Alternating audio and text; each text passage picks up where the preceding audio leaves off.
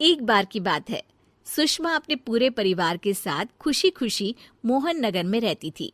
उसकी 2 बहुएं थी, पल्लवी और शिवानी। एक दिन दोनों बहुएं रसोई में काम कर रही होती है कि तभी उनकी सास सुषमा उन्हें बुलाती है। अरे बहू, जरा इधर तो आना। शिवानी, जरा जाकर देखना सासू माँ क्या कह रही हैं। दीदी आप ही देख लो ना जाकर, आपको भी तो सुनाई दे रहा है। अरे मैं आटा गूंद रही हूँ ना, तुम चली जाओ। हाँ तो मैं भी तो सब्जी काट रही हूँ ना दीदी। अरे बहू जल्दी आओ। ओफो, ये तो जाएगी नहीं, मैं ही जाकर देखती हूँ कि क्या करना है। पल्लवी सुषमा के कमरे में जाती है। जी मम्मी जी, क्या हुआ? शाम को घर पर कुछ मेहमान आने वाले हैं, तो तुम अच्छा सा खाना बना लेना बहू। ठीक है मम्मी जी, आप बता दीजिए क्या क्या बनाना है और कितने लोग आ रहे हैं।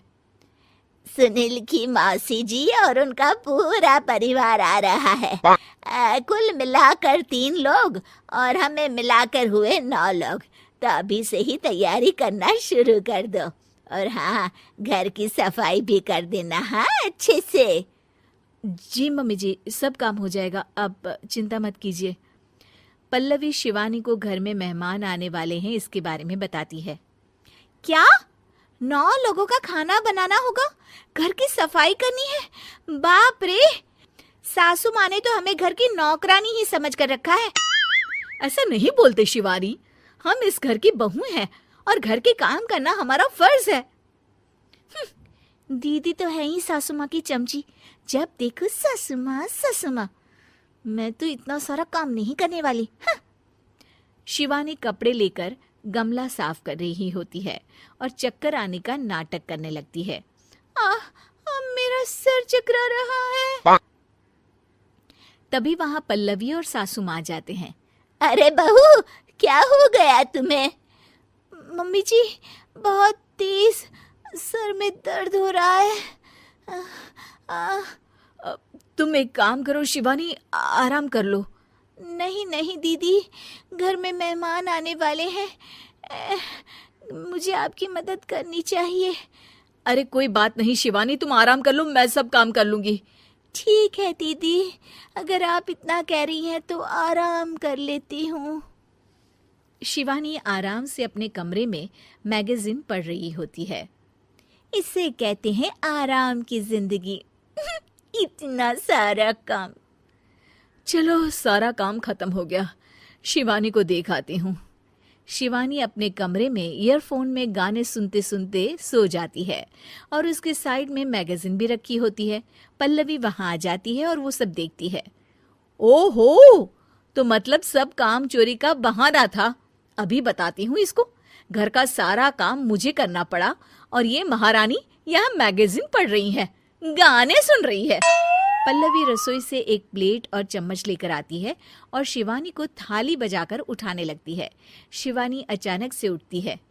उठ गई महारानी, गाने भी सुन लिए, मैगजीन भी पढ़ ली। तुम तो बहुत बड़ी झूठी निकली शिवानी। तुमने सर दर्द का बहाना बनाया ताकि काम करने से बच सको। हाँ बनाया बहाना, तो क्या करती, इतने सारे काम करती। मुझे कोई शौक नहीं है चापलूसी का। क्या चापलूसी? तुम्हें लगता है कि मैं सारे काम चापलूसी के लिए कर रही हूँ? और नहीं तो क्या। तभी वहां सासू माँ आ जाती हैं। अरे बहू, वो लोग बस आने ही वाले हैं, तुम तैयारियां कर लो। जी सासू माँ, तुझे तो मैं बाद में देखती हूँ। सब खाना खाने बैठते हैं और खाना शुरू करते हैं। तभी सुनील की मौसी बोलती है। वाह भाई वाह, खाना तो बहुत ही अच्छा बना है सुषमा जी, एक एक चीज में क्या स्वाद है। ये सुनकर शिवानी मुंह बना लेती है। उसे अपनी जेठानी की इतनी तारीफ रास नहीं आती।